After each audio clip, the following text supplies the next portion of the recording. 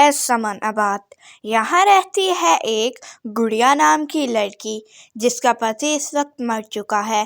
وہ اپنی بیٹی کے ساتھ اور ایک ساس کے ساتھ رہتی تھی۔ وہ بہت ہی دیالو تھی۔ اس نے گھر کو اچھی طرح سے سنبھال رکھا تھا۔ اس کے پاس ایک بینگن کی کھیتی تھی۔ گاؤں والے اس سے بہت خوش تھے۔ اس کی سب سے قریبی دوست اس کی یہ تھی۔ یہ اس کا بہت خیال رکھتی، اس لیے بہت اچھی لگتی۔ لیکن جب وہ اس کے گھر آتی تو اس کی ساس اس کو کہتی، ارے تمہیں کتنی دفعہ کہا ہے کہ اس کلموہی کو یہاں نہ آنے دیا کر، پھر بھی تم اثر نہیں کرتی۔ ایسے ہی وہ ہر روزانہ کبھی اس کو ڈانٹ دیتی اور کبھی مارتی، کیونکہ اس کا کوئی آگے پیچھے نہیں تھا، اس لیے وہ ایسا کرتی۔ اس کا پتی باہر کمپنی میں کام کیا کرتا تھا۔ آج بھی وہ اس کو ڈانٹ رہی تھی، تبھی اوپر سے اس کی دوست پائل آ جاتی ہے۔ دادی بس کریں، جب بھی میں آپ کے گھر آتی ہوں آپ ایسے ہی اس کو ڈانٹ رہے ہوتے ہیں۔ اس کی غلطی ہی کیا ہے جو ہر وقت آپ اس کو ڈانٹتے رہتے ہیں؟ اگر آپ نے اب ڈانٹا نا، پھر دیکھنا میں کیا کروں گی۔ وہ بھی تو انسان ہے نا، ڈانٹ سہ لیتی ہے لیکن کچھ کہتی نہیں کیونکہ اس کا پتی باہر ہے۔ بیٹی، یہ ہمارے گھر کا معاملہ ہے، تم یہاں سے جاؤ، تمہیں یہاں بولنے کا کوئی حق نہیں، اس لیے تم یہاں سے جاؤ، یہ ہمارے گھر کا معاملہ ہے۔ جیسا بھی میں اپنے بہو کے ساتھ کروں تمہیں اس میں کوئی مطلب نہیں، کیونکہ یہ ہمارے گھر کا معاملہ ہے، تم یہاں سے جاؤ۔ ہاں ٹھیک ہے پائل، تم یہاں سے جاؤ، یہ ہمارے گھر کا معاملہ ہے، تمہیں اس میں بولنے کی کوئی ضرورت نہیں، غلطی میری ہی تھی۔ میں نے توے پہ زیادہ دیر روٹی رکھی جس کی وجہ سے وہ جل گئی۔ اب ان کا حق تو بنتا ہے نا کہ مجھے سمجھانا۔ وہ مجھے ڈانٹ رہی بلکہ سمجھا رہی ہیں۔ ارے ایسا کیسے ہو سکتا ہے؟ کچھ روٹیوں کی وجہ سے آپ انہیں اتنا ڈانٹ رہی ہیں؟ اگر آپ انہیں ڈانٹا نا تو میں پولیس میں کال کر دوں گی۔ آپ کو پتہ تو ہے 12 پڑھی ہوں، کچھ بھی کر سکتی ہوں۔ اگر اب آپ نے میری دوست کو ڈانٹا تو پھر دیکھنا جیل میں جا کر چکی پسواؤں گی آپ سے۔ یہ سن کر اس کی ساس کہتی ہے، ارے نہیں بیٹا، یہ تو میری بیٹیوں کی طرح ہے۔ اچھا اب میں اس کو نہیں ڈانٹوں گی اور اس کا اچھے سے خیال رکھوں گی، تم اب جاؤ، کیونکہ اب میں اس کو نہیں ڈانٹوں گی اور پولیس میں کال مت کرنا۔ ایسے وہ ان کی صلح کروا دیتی ہے۔ جب وہ گھر آتی ہے، ارے بہو، میں تجھے یہ روکتی نہیں کہ دوسروں کے معاملے میں پڑھ، نہ میں تمہیں منع کرتی ہوں، لیکن کئی گھروں کے معاملے خود کے ہوتے ہیں اور اس میں پڑھنے کی کوئی ضرورت نہیں۔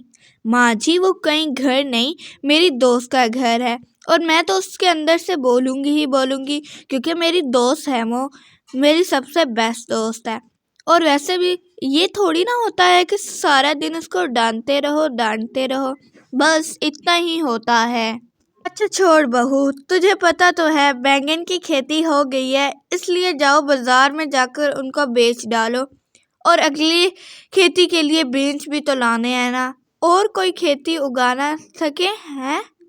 ہاں ماں جی، آپ ٹھیک کہہ رہے ہیں، ویسے بھی سردیاں آ رہی ہیں، سردیوں میں گاجریں زیادہ کھائی جاتی ہیں، تو میں پھر گاجروں کے بھی بیج لے آؤں گی، تو وہ بھی اگا دیں گے ہم۔ ایسے بھی پھر وہ جب مہنگی ہوتی ہیں تو اتنے داؤ لگتے ہیں نا، بہت منافع ہوگا، میں وہی لے آؤں گی۔ ہاں بیٹا، ان کاموں میں تو کتنی ہوشیار ہے، میں بس کہتی ہوں کہ دوسروں کے معاملے میں پڑنے کی کوئی ضرورت نہیں، مصیبت اپنے پہ ہی آ جاتی ہے۔ ماں جی لیکن وہ تو میری دوست ہے نا، مجھے کسی کا دکھ دیکھا نہیں جاتا۔ اچھا میں تھوڑی دیر بعد شہر جاؤں گی بیچنے کے لیے۔ پھر وہ بینگن کا ایک ٹھیلا لگاتی ہے اور شہر آ جاتی ہے۔ ارے آج تو میں ٹھیلا بھر کر لائی ہوں، آج تو اچھا منافع ہوگا آپ کو بھی اور مجھے بھی، ہم پھر خوشی جائیں گی اور میں اپنی بیٹی کے لیے اچھی چیزیں بھی لے کر جاؤں گی جسے وہ دیکھ کر خوش ہوگی۔ ارے لیکن اس بار میں تمہیں زیادہ پیسے نہیں دوں گا، کیونکہ اس بار کھیتی زیادہ ہونے کی وجہ سے زیادہ بینگن اگ گئے ہیں اور بک بھی نہیں رہے زیادہ، تو اس لیے پھر میں تجھے 2000 ہی دوں گا 4000 کے بدلے۔ ارے ایسا تو نہیں ہوگا، 2000 سے میرا تو گھر نہیں چلے گا، آپ نہیں لیں گی تو میں کسی اور کو کہہ دوں گی، کوئی اور بیپاری مجھ سے لے لے گا۔ پھر میں اس سے زیادہ پیسے لے لوں گی، اس سے میرا گھر نہیں چلے گا۔ ارے کس سے کہے گی؟ سب بیماریوں کی تیری شکایت لگاؤں گا، کوئی بھی تمہارے نزدیک آنے سے ڈرے گا، پھر دیکھنا کیسے تمہارا دھندا بند ہوتا ہے، دیکھو تم۔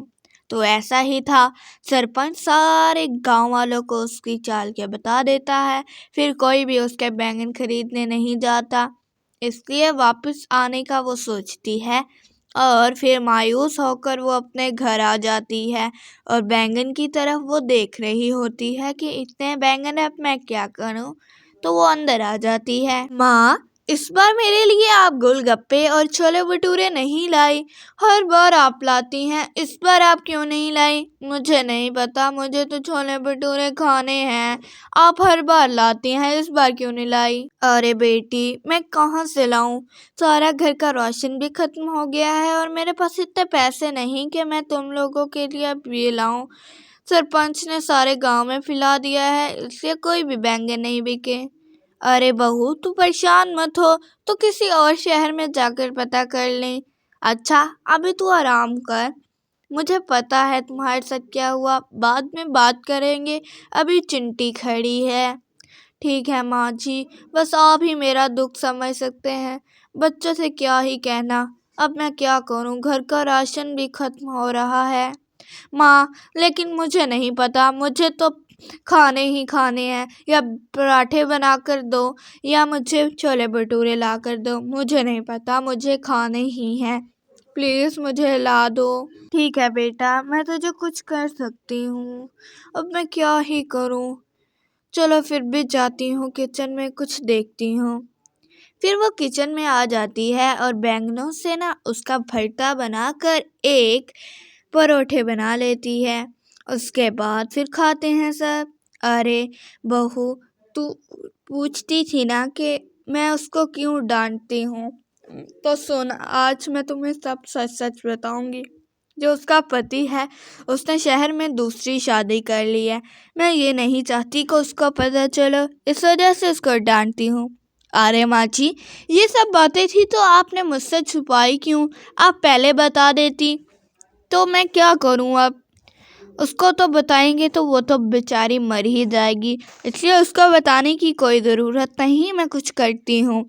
اتنا وہ سب کہہ ہی رہی ہوتی ہیں، تبھی اس کی ساس کہتی ہے، ارے بہو، تو بس ایک کام کر دے، تو جو بینگن لائی ہے وہ مجھے دے دے، میں تجھے پھر چکا دوں گی، کیونکہ بینگن کی تو نے اتنے مزے کے پراٹھے بنائے تھے جو میری بہو کو بہت پسند آئے، تو وہ میں بینگن خریدنے آئی ہوں تاکہ وہ پراٹھے بیچ سکے۔ ٹھیک ہے ماں جی، میں آپ کو دے دوں گی وہ پراٹھے، آپ بھی تو میری ماں کی طرح ہیں، اگر میرا کام نہیں چلا تو میری دوست کا چل جائے گا، اس میں کیا سا حرج ہے۔ پھر وہ سارے بینگن ان کو دے دیتی ہے، اور اگلے ہی دن سے پائل بینگن کے پراٹھوں کا ٹھیلا لگا لیتی ہے، اور پھر وہ ایک دکان کی طرف دیکھتی ہے تو وہاں اس کا پتی ایک کسی اور عورت کے ساتھ کھڑا تھا جو دکان سے کچھ لے رہے تھے۔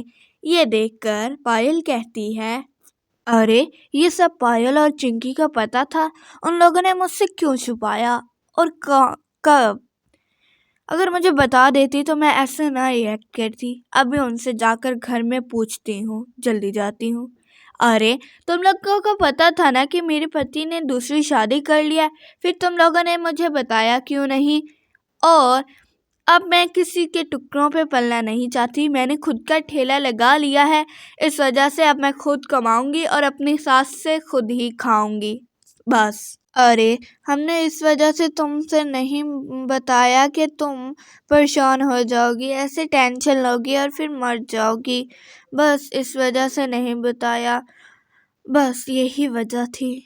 ارے کون سی ٹینشن لوں گی، مجھے اب کسی کی پرواہ نہیں، اب میں اور میری ساس خوشی خوشی کھائیں گے اور اسی گھر میں رہیں گے، اب میں نے ٹھیلا لگا لیا ہے نا، اب دیکھنا کیسے میرا ٹھیلا چلے گا۔ آج مجھے 5000 پراٹھوں کا آرڈر آیا، دیکھنا اب ہمارا کیسے ٹھیلا چلے گا۔ اس کے بعد سے اب سارے ٹھیلے پر کھانے آتے پراٹھے، اب اس کا اچھے سے کام چلنے لگا، وہ سب گاہکوں سے اچھی طرح سے بات کرتی اور وہ ایک بڑی آدمی بن چکی تھی، اب وہ سارے خوشحال زندگی گزارنے لگ گئے۔ پائل اس کا پراٹھے بنا کر دیتی اور ممتا آگے جا کر بیچ دیتی۔ ایسے ان کا گزارا اچھے سے چل رہا تھا اور وہ ہنسی خوشی رہنے لگے۔